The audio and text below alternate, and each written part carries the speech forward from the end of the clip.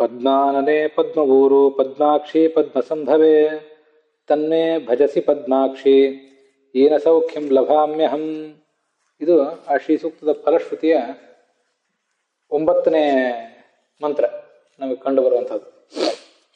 ತ್ವಮ್ಮಾಂ ಭಜಸಿ, ತ್ವಮ್ಮಾಂ ಭಜಸ್ವ ಪದ್ಮಾಕ್ಷಿ ಅಂತ ಕೆಲವು ಕಡೆ ಪಾಠ ಇದ್ದಂತೆ ಕಾಣಿಸ್ತದೆ. ನಾನು ಸಣ್ಣವನಿದ್ದಾಗಿನಿಂದ ಬಾಯ್ಪಾಠ ಮಾಡಿರುವುದು ಹಾಗೇ ಇದೆ. ಗೋವಿಂದಾಚಾರ್ಯ ಹಾಗೆ ಹೇಳಿದ್ದಾರೆ. ಗೋವಿಂದಾಚಾರ್ಯ ತನ್ಮೇ ಭಜಸಿ ಪದ್ಮಾಕ್ಷಿ ಅಂತ ಹೀಗೆ ಹೇಳಿದ್ದಾರೆ. ನೋಡೋಣ, ಅಂತೂ ಎರಡಕ್ಕೂ ಅರ್ಥ ಏನು ಬಹಳ ವ್ಯತ್ಯಾಸ ಆಗಿಲ್ಲ. ಅದು ಹೇಳಿ ಮುಗಿಸುವಂಥ ಪ್ರಯತ್ನ ಈಗ ಮಾಡ್ತೇನೆ. ಪದ್ಮಾನನೆ ಪದ್ಮವೂರು. ಆ ಪದ್ಮಾನನೆ ಅಂದರೆ ಆ ಪದ್ಮದಂತೆ ಮುಖ ಇದ್ದವಳೆ. ಪದ್ಮಾಸನೆ ಅಂತ ಒಂದು ವೇಳೆ ಇದ್ರೆ ಪದ್ಮದಲ್ಲಿ ಕುಳಿತವಳೆ. ಪದ್ಮವೂರು, ಪದ್ಮದಂತೆ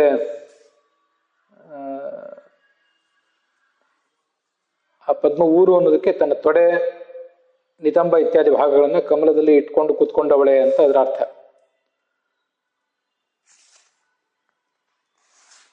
ಪದ್ಮಾಕ್ಷಿ, ಪದ್ಮದಂತೆ ಕಣ್ಣುಳ್ಳವಳೆ. ಪದ್ಮಾನನೆ ಅಂದ್ರೆ ಪದ್ಮದಂತೆ ಕಣ್ಣು ಮುಖವುಳ್ಳವಳೆ. ಪದ್ಮ ಸಂಭವೆ ಅಂದ್ರೆ ಪದ್ಮದಿಂದ ಹುಟ್ಟಿದವಳೆ ಅಂತ ಅದರ ಅರ್ಥ. ತನ್ಮೇ ಭಜಸಿ ಪದ್ಮಾಕ್ಷಿ, ನೀನು ನನ್ನನ್ನ ಸೇವಿಸಬೇಕು. 3 ಲೋಕಗಳಿಗೂ ಸಂಪತ್ತನ್ನು ನೀನು ಕೊಡುವಂಥವಳು. ಏನ ಸೌಖ್ಯಂ ಲಭಾಮ್ಯಹಂ, ನಾನು ಸಂಪತ್ತನ್ನು ಪಡ್ಕೊಳ್ತೇನೆ ಅಂತ ಅದರ ಅರ್ಥ. ನೀನು ನನಗೆ ಸುಪ್ರಸನ್ನಳಾದರೆ. ಇಲ್ಲಿ ಪದ್ಮ ಸಂಭವೆ ಅಂತ ಒಂದು ಶಬ್ದ ಬಂದಿದೆಯಲ್ಲ, ಆ ಪದ್ಮ ಸಂಭವೆ ಎಂಬ ಶಬ್ದಕ್ಕೆ ಏನು ಅರ್ಥಗಳನ್ನು ವಿಸ್ತರಿಸ್ಕೋಬಹುದು ಅನ್ನೋದನ್ನು ನೋಡೋಣ. ಪದ್ಮೋ ಬ್ರಹ್ಮ ಸಮುದ್ದಿಷ್ಟ ಪದ್ಮ ಶ್ರೀರಪಿ ಚೋಚ್ಯತೆ ಅಂತ ಭಾಗವತ ತಾತ್ಪರ್ಯ. ಪದ್ಮ ಅಂದ್ರೆ ಪದ್ಮ ಶಬ್ದ ನಪುಂಸಕಲಿಂಗ ಆದಾಗ ಅದು ಪದ್ಮವನ್ನು ಹೇಳ್ತದೆ, ಕಮಲವನ್ನು ಹೇಳ್ತದೆ. ಪದ್ಮ ಶಬ್ದ ಪುಲ್ಲಿಂಗ ಆದಾಗ ಅದು ಚತುರ್ಮುಖ ಬ್ರಹ್ಮನನ್ನು ಹೇಳ್ತದೆ. ಪದ್ಮ ಶಬ್ದ ಸ್ತ್ರೀಲಿಂಗ ಆದಾಗ ಅದು ಆ ಪರಮಾತ್ಮನನ್ನ, ಲಕ್ಷ್ಮೀದೇವಿಯನ್ನು ಹೇಳ್ತದೆ. ಹೀಗೆ ನಪುಂಸಕಲಿಂಗ, ಪುಲ್ಲಿಂಗ ಮತ್ತು ಸ್ತ್ರೀಲಿಂಗ ಇವಿಷ್ಟಕ್ಕೂ ಇಷ್ಟು ಅರ್ಥ ವ್ಯತ್ಯಾಸಗಳು ನಮಗೆ ಕಾಣಿಸ್ತವೆ. ಹಾಗಾಗಿ ಪದ್ಮ ಸಂಭವೆ ಅಂದರೆ ಈ ಪದ್ಮಶಬ್ದ ವಾಚ್ಯನಾದ ಚತುರ್ಮುಖ ಬ್ರಹ್ಮ ಯಾರಿಂದ ಹುಟ್ಟಿದನೋ ಅಂಥವಳು ಪದ್ಮ ಸಂಭವೆ ಅಂತ ಆ ಲಕ್ಷ್ಮೀದೇವಿಯ ಸ್ತೋತ್ರವನ್ನು ನಾವು ಅರ್ಥ ಮಾಡ್ಕೋಬಹುದು.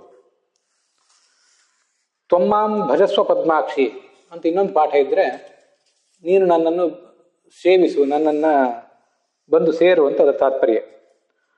ಪದ್ಮಪ್ರಿಯೇ ಪದ್ಮಿನಿ ಪದ್ಮಹಸ್ತೆ ಪದ್ಮಾಲಯೇ ಪದ್ಮದಲಾಯತಾಕ್ಷಿ ವಿಶ್ವಪ್ರಿಯೇ ವಿಷ್ಣು ಮನೋನುಕೂಲೆ ತ್ವತ್ಪಾದ ಪದ್ಮಮಯಿ ಸನ್ನಿಧತ್ಸ್ವ ಅಂತ ಮುಂದಿನ ಶ್ಲೋಕ.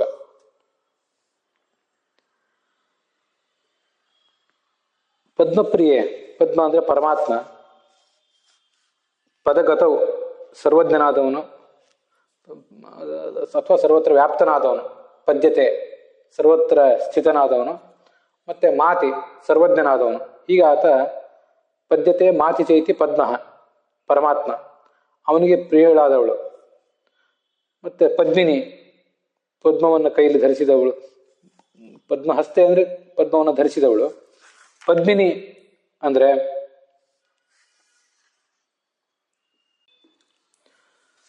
ಪರಮ ಸುಂದರಿಯೇ ಅಂತ ಅರ್ಥ. ಈ ಕೆಲವು ಶ್ಲೋಕಗಳಿಗೆ ಹೀಗೆ ಅರ್ಥ ಮಾಡ್ಕೋಬಹುದು.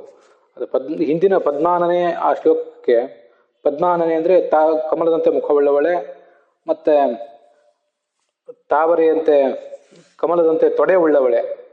ಪದ್ಮಾಕ್ಷಿ ಪದ್ಮ ಸಂಭವೆ ಇದನ್ನೆಲ್ಲ ವರ್ಣನೆ ಮಾಡಿದ್ದಾರೆ. ಮತ್ತೆ ಪದ್ಮ ಸಂಭವೆ ಅಂದರೆ ಪದ್ಮದಿಂದ ಹುಟ್ಟಿದವಳು ಅಂತ ಅರ್ಥ ಅಂತೂ ಇದ್ದೇ ಇದೆ.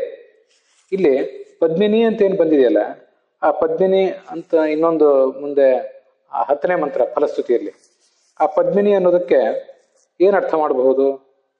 ಪರಮ ಸುಂದರಿ ಅಂತ ಗೋವಿಂದಾಚಾರ್ಯರು ಅದಕ್ಕೆ ಅರ್ಥ ಬರೆದಿದ್ದಾರೆ.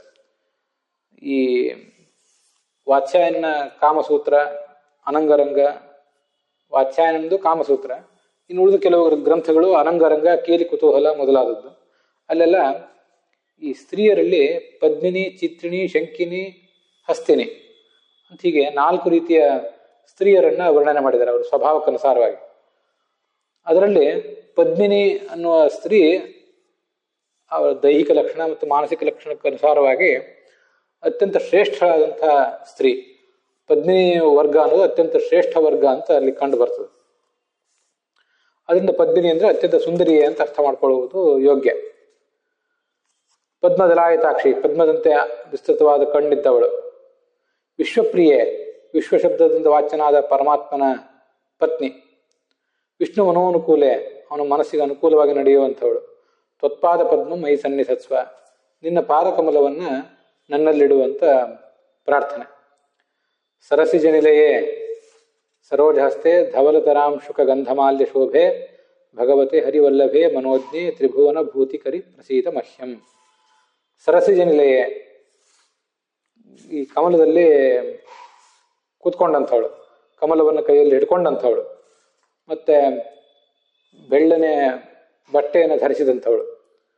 ಅಂಥ ಬೆಳ್ಳನೆ ಗಂಧ, ಮಾಲ್ಯ ಇತ್ಯಾದಿಗಳನ್ನ ಧರಿಸಿ ಕಂಗೊಳಿಸ್ತಾ ಇರುವಂಥವಳು. ಹರಿವಲ್ಲಭೆ, ಭಗವಂತನ ಪತ್ನಿ. ಮನೋಜ್ಞೆ ಅಂದರೆ ಸುಂದರಿ. ತ್ರಿಭುವನ ಭೂತಿಕರಿ, 3 ಲೋಕಕ್ಕೂ ಸಂಪತ್ತನ್ನು ಕೊಡುವಂಥವಳು. ನೀನು ನನಗೂ ಕೂಡ ಪ್ರಸನ್ನಳಾಗುವಂತ ಅದರ ತಾತ್ಪರ್ಯ. ಯಾಸ ಪದ್ಮಾಸನಸ್ಥ ವಿಪುಲಕಟಿತಟಿ ಪದ್ಮಪತ್ರಾಯತಾಕ್ಷಿ ಗಂಭೀರ ವರ್ತನಾಭಿಸ್ತನಭರ ನಮಿತ ಶುಭ್ರವಸ್ತ್ರೋತ್ತರೀಯ ಲಕ್ಷ್ಮೀರ್ದಿವ್ಯೈರ್ಗಣೇಂದ್ರೈರ್ಮಣಿಗಣ ಖಚಿತೈ ಸ್ನಾಪಿತಾ ಹೇಮಕುಂಭೈ ನಿತ್ಯಂ ಸಾ ಪದ್ಮಹಸ್ತ ಮಮ ವಸತು ಗೃಹೇ ಸರ್ವಮಾಂಗಲ್ಯಯುಕ್ತ ಅಂತ ಮುಂದಿನ 12ನೇ ಶ್ಲೋಕ. ಪದ್ಮಾಸನಸ್ಥ, ಪದ್ಮಾಸನದಲ್ಲಿ ಕೂತ್ಕೊಂಡಂಥವಳು. ವಿಪುಲ ಕಟಿತಟಿ,